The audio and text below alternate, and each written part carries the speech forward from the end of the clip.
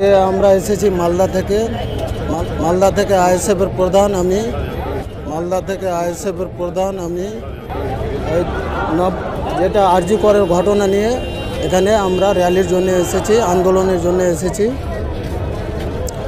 তাহলে আমরা ন্যায্য বিচার ন্যায্য দাবিতে এসেছি মালদা থেকে। মালদা জেলায় কেমন প্রভাব আছে? হ্যাঁ, মালদা জেলা অনেক ভালো প্রভাব আছে। আপনি কি কোন দায়িত্বে আছেন? আমি প্রধান দায়িত্বে আছি। আমার অঞ্চলের প্রধান নওদা যদুপুর অঞ্চল, আমার মালদা ডিস্ট্রিক্ট কালিয়াচক 1। কি বলবেন, ওখানে কি কোনো এই বিষয়ে প্রতিবাদ হয়েছে মালদা জেলায়? ওখানে হয়েছে, আমাদের ওখানেও হয়েছে প্রতিবাদ। কতটা সংগঠন কতটা এগিয়েছে? আমাদের সংগঠন আগের থেকে অনেক ভালো আছে। 26-এর জন্য কতটা প্রস্তুত আছে? হ্যাঁ, সবাই প্রস্তুত আছে এখন জনগণ মালদায়।